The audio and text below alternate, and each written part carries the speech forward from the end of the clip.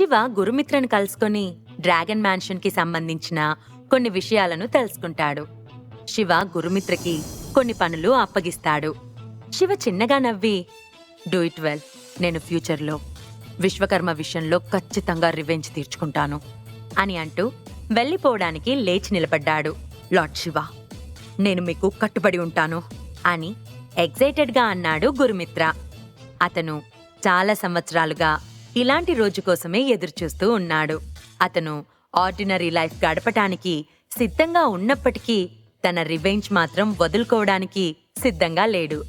Apartment నుంచి బయలుదేరిన శివ కారులో కూర్చొని వర్ధన్ ఫార్మాస్యూటికల్ బిల్డింగ్ కి వెళ్లమని లంబోకి ఆర్డర్ వేశాడు. అతను వర్ధన్తో మాట్లాడాలి అని అనుకుంటున్నాడు. ఏం చెయ్యాలో అవన్నీ గురుమిత్రకి చెప్పాడు శివ. గురుమిత్ర ఖచ్చితంగా మౌంటైన్కి విధేయుడు. సో అతను చెప్పిన పని చేస్తాడు. ఆ నమ్మకం నాకుంది. విశ్వకర్మ మిత్రకి వదిలిపెట్టిన ఇన్ఫర్మేషన్ నెట్వర్క్ చాలా ఇంపార్టెంట్ విషయాలకి తెలుసుకోవడానికి సరిపోతుంది. ముఖ్యంగా డ్రాగన్ గార్డ్ అధిపతిగా ఉన్న మిత్ర యొక్క మార్షల్ ఆర్ట్స్ స్ట్రెంగ్త్ లౌకిక వ్యక్తితో పోల్చదగినవైతే కాదు. డార్క్ డీలింగ్స్ నిర్వహించడంలో అతని ఎక్స్పీరియన్స్ చాలా గొప్పది. సో కొద్ది రోజులు వెయిట్ చేయడమే మంచిది. మిత్ర ఏదైనా ఇన్ఫర్మేషన్ ఇస్తే దాని తర్వాత సిచ్యువేషన్ని ప్లాన్ చేయొచ్చు అని తనలో తాను అనుకున్నాడు శివ. అరగంటలో లంబో కార్ రద్దీగా ఉండే రోడ్స్ పై స్పీడ్గా దూసుకెళ్లి కమర్షియల్ బిల్డింగ్స్ దగ్గరున్న ఒక ఎంటర్ప్రైజెస్ స్క్వేర్ దగ్గరలోని వర్ధన్ టవర్స్ దగ్గర ఆపాడు. వర్ధన్ బిల్డింగ్ లో 70 కంటే ఎక్కువ ఫ్లోర్స్ ఉన్నాయి. ఇది వర్ధన్ గ్రూప్స్ యొక్క కమర్షియల్ హెడ్ క్వార్టర్స్. శివకి తెలిసినంత వరకు ఇది సౌత్ లోని వర్ధన్ ఫ్యామిలీకి చెందిన ఇండస్ట్రీ. ఇది చాలా పెద్దది. మెడిసిన్ కి సంబంధించిన ప్రతిదీ ఇక్కడ తయారు చేస్తారు. మ్యాన్షన్ పరిశీలిస్తున్న శివ ముఖం చిన్నగా చిట్లించాడు. అతనికి బిల్డింగ్ చుట్టూ కొంతమంది విషియస్ యూత్ తిరుగుతున్నట్లుగా అర్థమైంది. వర్ధన్ బిల్డింగ్ ఫ్రంట్ డెస్క్ లో ఒక లాబీ మేనేజర్ మాత్రమే కూర్చుని ఉన్నాడు. మమ్మల్ని కొట్టకండి, మేము వెంటనే ఇక్కడి నుంచి వెళ్ళిపోతాం, ప్లీజ్ మమ్మల్ని కొట్టొద్దు అని ఒక ఇద్దరు ముసలి దంపతులు నేలపై పడి వేడుకుంటున్నారు. అక్కడే ఉన్న కొందరు యంగ్ బాయ్స్ వాళ్ళని కాళ్లతో తంతున్నారు. అసలు మీ ఈ పాత వస్తువులు తీసుకొని ఇక్కడికెందుకొచ్చారు? వయసు రాగానే సరిపోదు, కాస్త బుద్ధి కూడా ఉండాలి. మీరేదైనా కనుక్కోవాలంటే బయటకెళ్ళి కనుక్కోండి, అంతేగాని ఇక్కడికొచ్చి గొడవ పడితే ఎలా? మీరు బిహేవ్ చేసేదాన్ని బట్టి మీ వయసు 70-80 సంవత్సరాలు కాదు, 7-8 సంవత్సరాల్లా ఉంది అని యంగ్ బాయ్స్ వాళ్ళని కొడుతూ తిడుతూ అన్నారు. వాళ్ళ మొహాలు సాటిస్ఫాక్షన్తో నిండిపోయాయి. కానీ ఆ ఇద్దరు వృద్ధులు మాత్రం కన్నీళ్లతో ఉన్నారు. ఆ సీన్ చూసి శివ చిన్నగా ముఖం చిట్లించాడు. అదే సమయంలో ముసలి వాళ్ళను కొట్టిన యంగ్ బాయ్స్ గుంపులోని ఇద్దరు వ్యక్తులు శివ దగ్గరికి వస్తూ, ఓ వ్యక్తి, ఎవరు నువ్వు? ఎక్కడి నుంచొచ్చావు? వర్ధన్ మ్యాన్షన్లోకి వెళ్తున్నావా అని శివ వైపు ఆరగెంట్గా చూస్తూ సీరియస్గా అడిగాడు. శివ వాళ్ళ మాటలు ఏమాత్రం పట్టించుకోకుండా చుట్టూ చూశాడు. అతనికి సిచ్యువేషన్లో ఏదో లోపం ఉందని అనిపించింది. ఎందుకంటే బిల్డింగ్ ఎంట్రన్స్ దగ్గర చాలా మంది ఉన్నారు అండ్ బిల్డింగ్ లోపల వర్క్ చేసుకోవాల్సిన వాళ్ళంతా కనిపించటం లేదు. బయట బ్యాడ్ ఐస్తో చుట్టూ చూస్తూ కొందరు ఉన్నారు. నీకేమైనా చౌడా? నా మాట వినిపించడం లేదా అని అసహనంగా శివ వైపు చూస్తూ సిగరెట్ వెలిగించి అన్నాడు ఒక యంగ్ బాయ్. You bastard! ఏంటి వినిపించట్లా? వినిపించనట్లు యాక్ట్ చేస్తున్నావు? ఇక్కడికి ఎవ్వరూ రావటానికి వీల్లేదు, వెంటనే వెళ్ళిపో అని అన్నాడు మరో వ్యక్తి. వాళ్ళిద్దరూ శివ వైపు చాలా కోపంగా చూస్తున్నారు. శివ సైలెంట్గా చుట్టూ చూస్తున్నాడు. శివ తమ మాటలు పట్టించుకోవట్లేదు అన్న కోపంతో వాళ్ళిద్దరూ తమ పాకెట్లో ఉన్న ఐరన్ రాడ్స్ తీసి శివ తలపై కొట్టడానికి ముందుకొచ్చారు. శివ ఏ ఎక్స్ప్రెషన్ లేకుండా కళ్ళ నిండుగా కోపంతో వాళ్ళ వైపు చూశాడు. వాళ్ళు పరిగెత్తుకుంటూ వచ్చి శివను కొట్టేంతలో ఎక్కడి నుంచి ఊడిపడ్డాడో సడన్ గా వచ్చాడు లంబో. అంతే వేగంగా శివని కొట్టడానికొచ్చిన ఇద్దరు యంగ్ బాయ్స్ చెవులు అకస్మాత్తుగా పనిచేయటం మానేశాయి. వాళ్ళ ఐరన్ రాడ్స్ ఒకే ఒక్క పంచ్తో బద్దలయ్యాయి. వాళ్ళిద్దరికీ 2 చెంపదెబ్బలు కొట్టడంతో చెవులలో నుంచి రక్తం వచ్చి చెవులు వినిపించకుండా పోయాయి. లంబో 2 చేతులతో వాళ్ళకి 2 పంచులివ్వడంతో ఇద్దరూ నేలపై పడిపోయి దొర్లుతున్నారు. కళ్ళు లేని స్టూపిడ్స్, మిస్టర్ శివకి చెవుడని తిడతారా అని పెదవులపై క్రూరమైన చిరునవ్వుతో అన్నాడు లంబో. కింద పడిన వాళ్ళిద్దరూ చేతులతో చెవులను పట్టుకుని అరుస్తూ ఉన్నారు. లంబో వాళ్ళిద్దరినీ లాగి మళ్ళీ ఒకసారి తన 2 చేతులతో వాళ్ళ చెవులను బద్దలు కొట్టాడు. దాంతో చెవులలో నుంచి రక్తం చిమ్మింది. ఆ సీన్ అందరికీ షాకింగ్ గా అనిపించింది. ఈ దెబ్బతో వాళ్ళు చెవిటి మూగవాళ్లుగా మారిపోయి మూర్ఛపోయిన కుక్కల్లా అయిపోయారు. శివ వాళ్ళ మీద నుంచి నడుచుకుంటూ లోపలికి వెళ్ళబోయాడు. ఒక్క క్షణం శివ ప్రవర్తనతో వాళ్ళందరూ షాక్ అయ్యారు. ఎవరితను మన దగ్గరకొచ్చి మన వాళ్ళపై దాడి చేస్తున్నాడు? ఇతనికెంత ధైర్యం! వెంటనే ఇతన్ని చంపేయండి అని మిగిలిన యంగ్ బాయ్స్లోని ఓ వ్యక్తి అన్నాడు. మిగిలిన అందరూ శివ వైపు పరిగెత్తుకుంటూ రాబోయారు. మిస్టర్ శివ, వీళ్ళంతా ఒక టీంగా ఉన్నట్లున్నారు అని అన్నాడు లంబో. శివ ఫేస్ సీరియస్గా మారింది.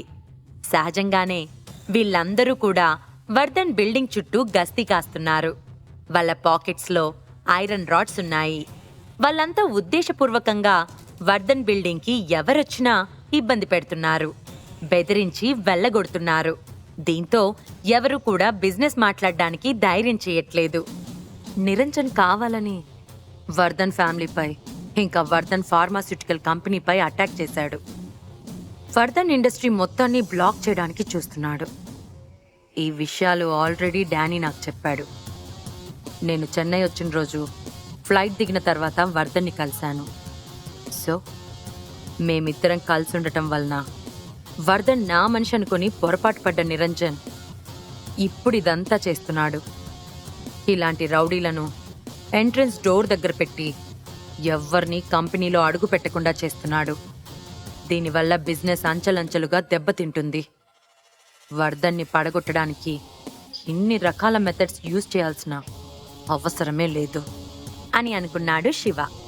అప్పటికే శివ చుట్టూ 10 మంది దాకా యంగ్ బాయ్స్ బ్లాక్ డ్రెస్లలో ఉన్నారు. వాళ్ళు శివని రెచ్చగొట్టేలా మాటలు విసురుతూ ప్లేఫుల్ ఎక్స్ప్రెషన్స్తో చూస్తున్నారు.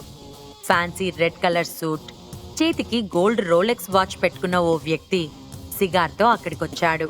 వణుకుతూ నేలపై పడి ఉన్న ఇద్దరు యంగ్ బాయ్స్ని చూసి శివ వైపు సీరియస్గా చూస్తూ, ఎవరు నువ్వు? ఇక్కడికి ఎందుకొచ్చావు?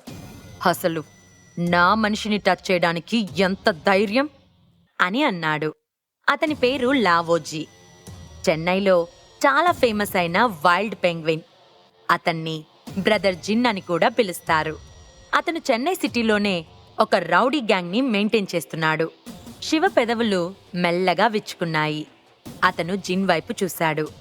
జిన్ Chennai city grey area historical మూలాలను కలిగి ఉన్నాడు. అండ్ ఇందులో అనేక గ్రేట్ మ్యాన్స్ ఉన్నారు. అయితే వీళ్ళంతా కేవలం క్రౌన్స్ అండ్ మాబ్స్ మాత్రమే.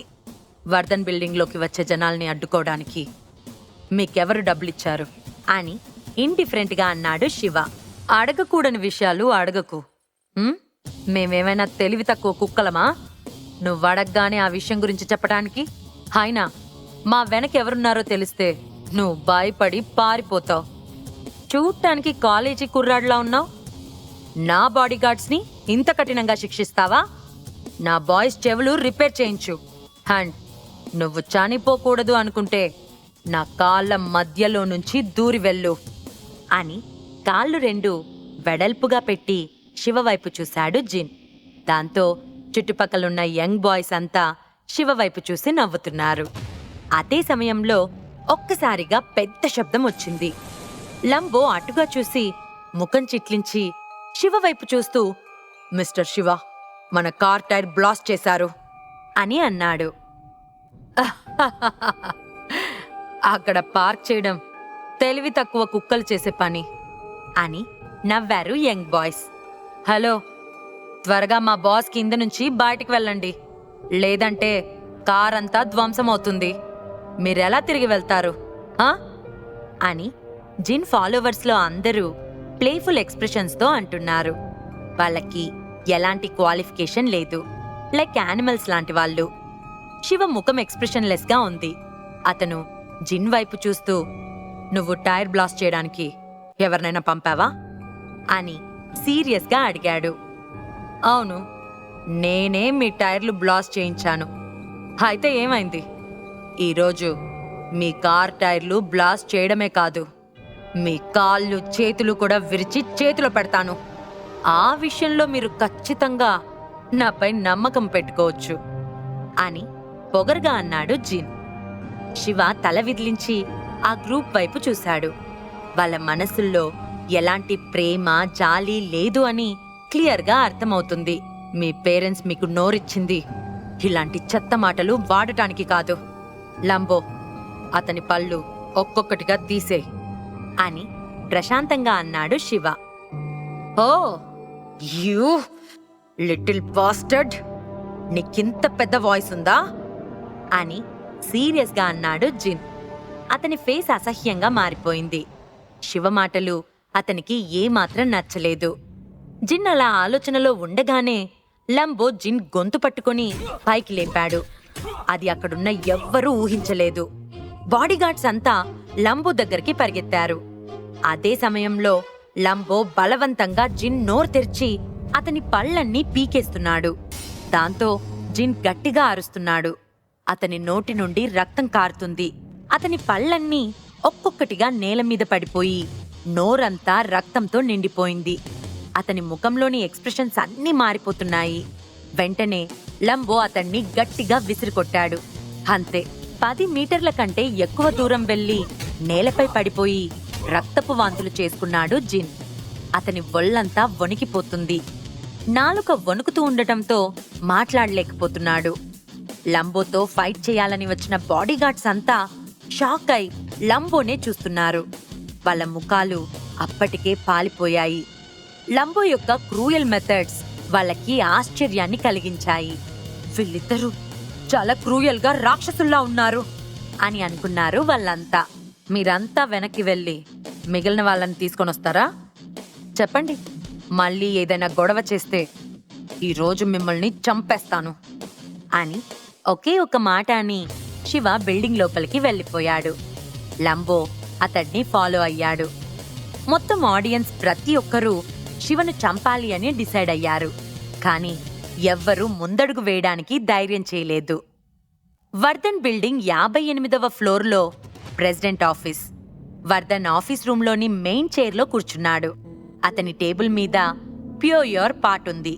వర్ధన్ ఏదో ఆలోచనలో మునిగిపోయి ఉన్నాడు. ప్రెసిడెంట్ వర్ధన్, మిస్టర్ శివ ఇక్కడికొచ్చారు అని ఓ యంగ్ సెక్రటరీ ఆఫీస్ డోర్ నెట్టుకొని లోపలికొచ్చి రెస్పెక్ట్ఫుల్ గా చెప్పి శివకి లంబోకి దారిచ్చింది. అతడిని చూడగానే లేచి నిల్చొని, మిస్టర్ శివ, దయచేసి కూర్చోండి అని ముఖం నిండుగా చిరునవ్వుతో వచ్చిన గెస్ట్లకి వెల్కమ్ చెప్పాడు వర్ధన్. శివ చైర్లో కూర్చున్నాడు. లంబో అతని వెనకాల సీరియస్ ఎక్స్ప్రెషన్స్తో నిల్చొని ఉన్నాడు. మిస్టర్ శివ, ఎలా ఉన్నారు? లాస్ట్ టైం నా బాబుని మీరు సేవ్ చేసినందుకు నేను మీ పట్ల చాలా కృతజ్ఞతతో ఉన్నాను. మీతో ఒక రోజు గడిపి ఓ రాత్రి డిన్నర్ చేయాలనే ఛాన్స్ కోసం వెతుకుతున్నాను. Thank you so much. మీరే వచ్చారు. బట్ దురదృష్టవశాత్తు నాకు ఆ అవకాశం లేదు. ఈసారి కాదు మిస్టర్ శివ, నెక్స్ట్ టైం మీకు రాచ మర్యాదలు చేసుకునే మరొక అవకాశాన్ని నాకివ్వాలి అని పొలైట్గా చిరునవ్వుతో అన్నాడు వర్ధన్. శివ చిన్న స్మైల్ ఇచ్చాడు. అవును మిస్టర్ శివ, బిల్డింగ్ గేట్ దగ్గర దుండగులున్నారు. అయ్యో, వాళ్ళు మీకేమైనా అవమానం చేశారా? ఇది నా తప్పే. ముందే అంత క్లీన్ చేయలేకపోయాను. మీరు వాళ్ళని పట్టించుకోవద్దు. ఇది నా తరపున ఒక చిన్న రిక్వెస్ట్ మాత్రమే. నేను వాళ్ళని ఇక్కడి నుంచి పంపేయాలని చాలా ట్రై చేశాను. చాలా మందిని తీసుకొచ్చాను. కానీ వాళ్ళు ప్రతిరోజు నా బిల్డింగ్ చుట్టూనే తిరుగుతూ ఉన్నారు అని నిస్సహాయంగా అన్నాడు వర్ధన్. శివ చాలా కూల్గా, ప్రెసిడెంట్ వర్ధన్, ఆ పర్సన్స్ యొక్క మూలమేంటి అని అన్నాడు. శివ సురభికి ఎప్పుడు కాల్ చేస్తాడు? సురభి ఎమోషన్స్ శివకి అర్థం అవ్వట్లేదా? గురుమిత్ర శివ చెప్పిన పనులు చేస్తాడా? శివ ఇప్పుడు వర్ధన్ దగ్గరికి ఎందుకొచ్చాడు? వర్ధన్ ఆఫీస్ని ఆక్రమించిన మనుషులు ఎక్కడి నుంచొచ్చారు? ఈ ప్రశ్నలకు సమాధానాలు తెలుసుకోవాలంటే నెక్స్ట్ ఎపిసోడ్ వినాల్సిందే. క్రింద ఇచ్చిన లింక్ ని క్లిక్ చేసి పాకెట్ ఎఫ్ఎం యాప్ ని ఇన్స్టాల్ చేసుకోండి. Stay tuned to Pocket FM.